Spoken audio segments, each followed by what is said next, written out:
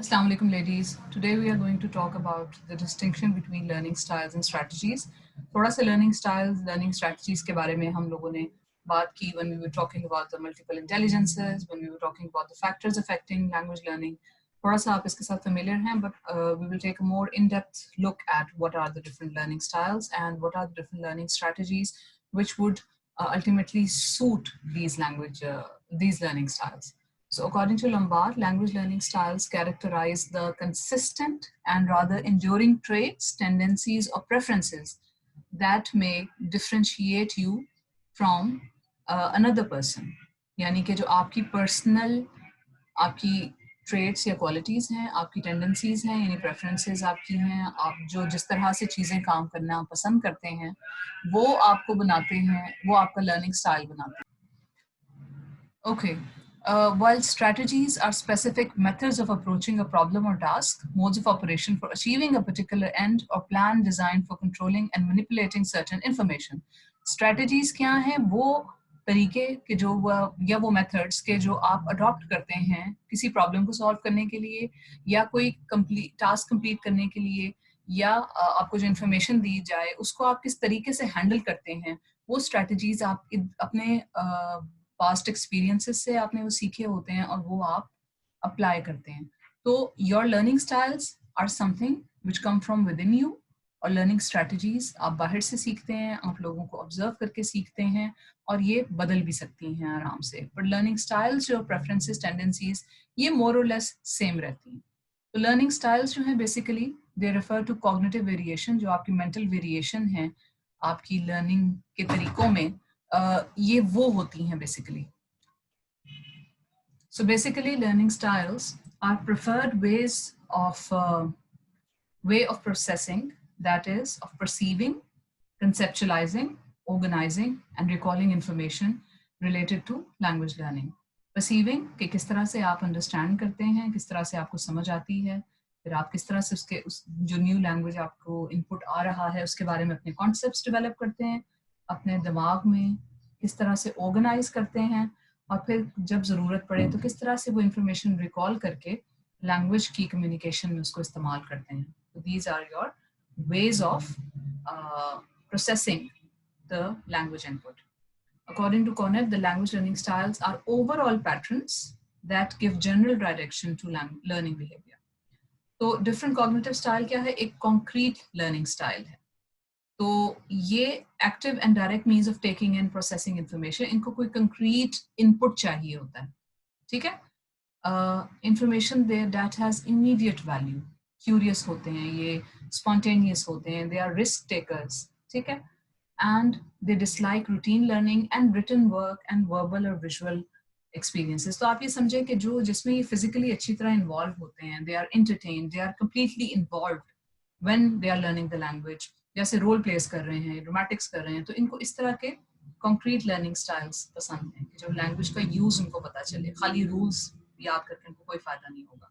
Analytical learning style is the second one. They are independent, like to solve problems, enjoy tracking down ideas. अब ये थोड़े conceptually और abstract में काम करना पसंद करते हैं. They are logical, systematic और new learning material को इन different तरीके से analyze करते हैं, अपने आप को push करते हैं और इनको failure पसंद नहीं होता. Communicative learning style, they obviously जिस तरह नाम ही suggest कर रहा है, they depend on personal feedback, interaction, discussion, group activities, ठीक है? Or they thrive in a democratically run classroom. Democratically run classroom where everyone has an opinion, everyone is participating. ये नहीं कि सिर्फ teacher जो है वो lecture दे रही है और students passively सुन रहे हैं, but everyone is being involved in the classroom process. वो democratically run class होती है. Then authority oriented learning style में ये वो हैं कि उनको कहा तो जाता है they are responsible and dependable, but they like and need structure and sequential progression. A teacher जिस तरह one से दूसरी उस पे जा रही हैं activities, तो इनको इस तरह के learning styles पसंद हैं. They like to have clear instructions and to know exactly what they are doing. और instruction को follow करते हैं, authority को follow करते हैं और consensus building discussions में ये participate करना पसंद नहीं करते. यानी कि ये दोनों आप समझें कि ये three or four जो हैं, they are quite opposite to each other. Okay. अच्छा, now the learning strategies which can be learned from outside, they are they are used for language acquisition. और ब्राउन ने कहा है कि the choices of learning strategies is strongly influenced by the nature of their motivation, cognitive style, personality, as well as by the specific context of use and opportunities of learning. और इसमें आपके past experiences भी आ जाते हैं, आपकी school context भी आ जाते हैं, ठीक है? तो इसमें strategies are the tools for active self-directed involvement needed for developing L2 communicative ability. So आप इसमें लर्नर जो है एक्टिवली चूज करता है कि मैंने इस वक्त कौन सी स्ट्रैटेजी अप्लाई करनी है, कौन सी चूज करनी है. तो उसमें कॉग्निटिव स्ट्रैटेजीज जो हैं उसमें क्या है, जिस तरह रेपिटेशन करते हैं, imitating other people speech overtly और साइलेंटली. प्रोनाउंसिएशन आप जब सीख रहे हो, आप रेपिटेशन करके अपनी प्रोनाउंसिएशन को इम्प्रूव करते हैं. कॉन्शियसली आप कुछ चीज कर रहे हैं ताकि आपको लैंग्वेज आए, तो आपने रेपिटेशन के थ्रू अपनी प्रोनाउंसिएशन को इम्प्रूव करने की स्ट्रैटेजी को खुद चूज किया ना. This is cognitive strategy for of repetition. Then resourcing, making use of language materials such as dictionary. अब आपको पता है कि आपको किसी चीज का मतलब नहीं समझ आ रहा, आप consciously you pick up a dictionary या online आप जाते हैं, internet resource use करते हैं, आप उसका मतलब समझते हैं, आपने resourcing कर ली. Then directed physical response, कि आप physically directions को follow करते हैं, तो फिर आपको समझ आती है. फॉर इंस्टेंस अगर आपको मैं कहूँ कि अपने बाजू को ऊपर करें, फिर लेफ्ट करके राइट करके नीचे करें, तो एक्चुअली करके अगर आप डायरेक्ट इस तरह से करेंगे तो आपको समझ आएगा कि मैं कौन सी मूवमेंट की बात करेंगे. ऊपर, फिर फ्लो में लेफ्ट, फिर फ्लो में राइट, तो इस तरह की एक कर्विंग सा मोशन बन जाएगा. तो फॉलोइंग द डायरेक्टिव्स फिजिकली, ये आपने कॉन्शियसली स्ट्रेटजी अप्लाई की कि आपने अपना बाजू हिलाया और आपने समझा कि मेरे लफ्जों का मतलब क्या था. देन यू डू ट्रांसलेशन, फिर आप ग्रुपिंग करते हैं, ग्रुप्स बनाते हैं, क्लासिफिकेशन भी कहा जाता है, आप नोट टेकिंग करते हैं, ठीक है, आप नोट टेकिंग इंपॉर्टेंट पॉइंट्स की करते हैं, रिडक्शन करते हैं, रिकॉम्बिनेशन करते हैं, ठीक है, फिर इमेजरी का इस्तेमाल करते हैं, विजुअलाइज करते हैं इंफॉर्मेशन को ताकि मेमोरी में आ जाए. फॉर इंस्टेंस अगर आपको कहूँ कि उनके घर में 2 कमरे थे, एक किचन था, किचन इधर था, वॉशरूम उधर था, और ये मैं पूरी स्टोरी आपको सुना रही हूँ, तो उससे अगर आप एक मैप ड्रॉ करके मैप आपके दिमाग में विजुअलाइज रहे, तो आपको इतनी सारी लैंग्वेज की जरूरत नहीं पड़ेगी, इमेजरी आपको हेल्प करेगी. देन ऑडिटरी रिप्रेजेंटेशन, कि मैं आपसे कहूँ कि जी उस चीज की आवाज सांप की हिस की तरह की थी, अब आप उसको हिस को जहन में रखें, तो आपको वो वर्ड्स को नहीं जहन में रखना पड़ेगा. ऑडिटरी रिप्रेजेंटेशन जिस तरह से मैंने बताया, इसकी तरह ही कीवर्ड है. कीवर्ड आप कोई दिमाग में रख लें ताकि आप आइडेंटिफाई कर लें एकदम. जैसे फॉर इंस्टेंस अगर आप कोई कैरेक्टर है उसके बारे में आप कहें कि that character was very angry, आप अपने जहन में उसके नाम के साथ एंग्री का वर्ड रख लें तो पूरा उसका कैरेक्टर आपके जहन में आ जाएगा. एक दूसरा कैरेक्टर आप कहेंगे ओके वो पेशेंट है, वो ब्यूटीफुल है, वो बड़ा जो है आप कहें कि अथॉरिटेटिव है, या आप कहें कि वो विक्टिम है. कोई ऐसा कीवर्ड, बेशक वो आपकी L1 में हो, L2 में हो, वो आप जहन में रख लें. ये मेमोरी टेक्निक होती है. या फिर नाम याद रखने के लिए सिमिलर साउंडिंग वर्ड आपको जहन में रख लें. जैसे मैं कहूँ कि जी मेजर और प्लेजर में इकट्ठा आपने जालाबारी वाला, जालाबारी की शुरू की जो साउंड है वो आपको ट्रेजर मेजर की पता चल जाएगा कि ये अच्छा इस तरह का, हमने इस तरह की साउंड निकालनी. तो कंटेक्सचुलाइजेशन, मीनिंगफुल उसको किसी जगह पे आप सिचुएशन में रख के याद करें, कॉन्टेक्स्ट, उसका बैकग्राउंड, ताकि आपको उसका मतलब समझ आए. एलैबोरेशन, यानी आप उसको इलेबोरेट करें, उसको एक्सप्लेन करें, अपनी ऑलरेडी एग्जिस्टिंग मेमोरी के हिसाब से आप ट्रांसफर करें. आप इन्फ्रेंसिंग करें. इन्फ्रेंसिंग क्या होता है कि आप प्रेडिक्शन करते हैं या गेस करते हैं, और क्वेश्चन करें फॉर क्लैरिफिकेशन. तो यानी कि किसी बात को समझने के लिए आप जब टीचर से क्वेश्चन करेंगे या नेटिव स्पीकर से एक्सप्लेनेशन मांगेंगे या कुछ भी, ये भी आपकी एक स्ट्रैटेजी है. ये आपकी हो गई सारी कॉग्निटिव स्ट्रैटेजीज के जो आप कॉन्शियसली करते हैं, एक्चुअली आप करते हैं to really learn the language. अब अगर आपको इन स्ट्रैटेजीज की अवेयरनेस हो कि अगर फॉर इंस्टेंस आपको नई साउंड नहीं आ रही, तो आपको ये पता हो कि भाई मैं रेपिटेशन कर रही हूँ, कॉन्शियसली आप फिर ये रेपिटेशन करें. एक तो है ना कि आप एक्चुअल रेपिटेशन कर रही हैं, आपको पता नहीं है मैं कर क्या रही हूँ, आप समराइजेशन कर रही हैं टीचर के कहने पे, मगर आपको पता नहीं कि मैं कर क्या रही हूँ.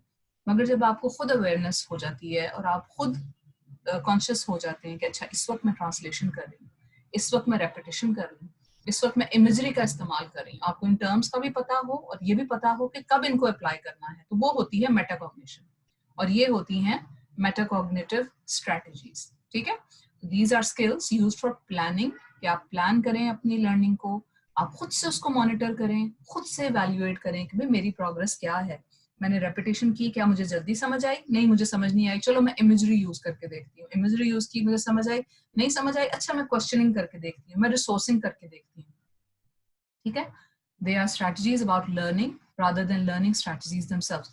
तो ये यानी आप लर्निंग स्ट्रैटेजीज की एप्लीकेशन नहीं होती, बल्कि ये डिसीजन होता है कि अच्छा अब मैंने क्या इस्तेमाल करके ये सीखना है। तो जिस तरह आप समझे कि मेटाकॉग्निटिव स्ट्रैटेजी ये है कि अगर आप अपने खुद की टीचर बन जाएं और आप कहें कि अच्छा अब मैं इस तरीके को अप्लाई करते हुए लैंग्वेज लर्निंग करूंगी, फिर आप वो तरीका एक्चुअल अप्लाई करें, तो मेटाकॉग्निशन है, मेटाकॉग्निटिव स्ट्रैटेजीज हैं, और जब वो आप एक्चुअल तरीका अप्लाई कर रही होती हैं उसके अंदर वो कॉग्निटिव स्ट्रैटेजीज हैं। This is very straight forward, very simple. इसमें एडवांस ऑर्गेनाइजर आ जाते हैं।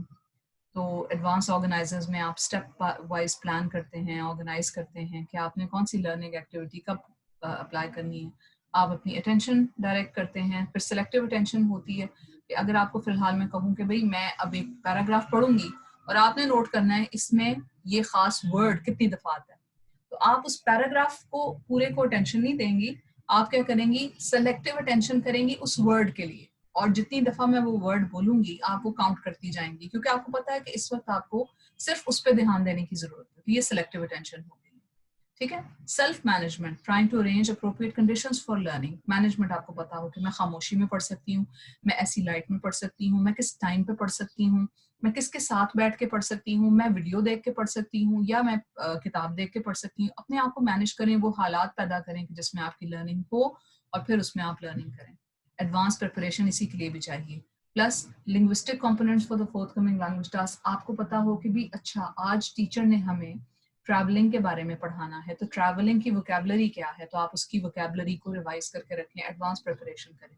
फिर सेल्फ मॉनिटरिंग करें, अपनी प्रोग्रेस को चेक करें जैसे जैसे आप बोल रहे हैं, ठीक है, और फिर उसमें करेक्शंस करें। फिर delayed production, deliberately postponing speaking that so that one may learn by listening. खुद खामोश रहें, अगर आपको आ भी रहा है आप कॉन्शियसली कहें कि ओके 1 घंटा मैंने सुनना है, देन आई विल स्पीक। तो प्रोडक्शन जो है स्पीकिंग या राइटिंग वो आप डिले करें, खुद कॉन्शियस होकर, ये नहीं कि आपको आ नहीं रहा। ओके, सेल्फ एवेल्युएशन भी अगेन चेकिंग कि आपके अपने स्टैंडर्ड के हिसाब से किस तरह से आपकी प्रोग्रेस रही है, आप अपनी इवैल्यूएशन करें और फिर अपने आप को रिवॉर्ड भी दें। जैसे वो एक तस्वीर नहीं बड़ी मशहूर के उन्होंने एक चैप्टर के बाद बाउंटी रखी होती है, एक चैप्टर के बाद मार्क्स रखी होती है, एक चैप्टर के बाद ट्विक्स रखी होती है, तो अपने आप को रिवॉर्ड दें कि जब मैं इतना कंप्लीट कर लूंगी तो फिर उसके बाद मुझे ये रिवॉर्ड मिलेगा। तो आपको सेल्फ री इन्फोर्समेंट कहाँ से आ रही है, बिहेवियरिज्म वाले उसमें से री इन्फोर्समेंट एंड पनिशमेंट का कॉन्सेप्ट आ रहा है बिहेवियरिज्म की लैंग्वेज थेरीज में से। Then social and effective strategies क्या हैं? They involve interacting with another person to assist learning or using control to assist in learning tasks.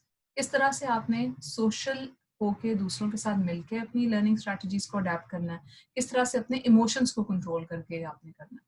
तो आप इसमें questioning को clarification कर सकती हैं, दूसरों के साथ cooperate कर सकती हैं या self talk कर सकती हैं कि आप अपनी anxiety reduce करें mental technique के साथ। For instance अगर आपको एक प्रेजेंटेशन से पहले बहुत एंजाइटी हो रही है, आप बोल नहीं सकते, तो आप अपने आप से सेल्फ टॉक करें, ओके वही टीचर हैं, उनके साथ ही मैंने काम करना है, मुझे सारा मटेरियल आता है, मैंने इस तरह की प्रैक्टिस कर ली है, so I can do this, so this is self talk.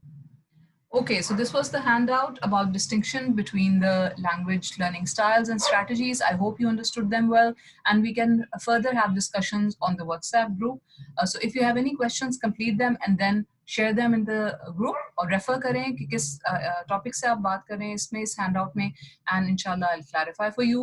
Take care, and inshallah we'll meet in the next class. Okay, Allah Hafiz.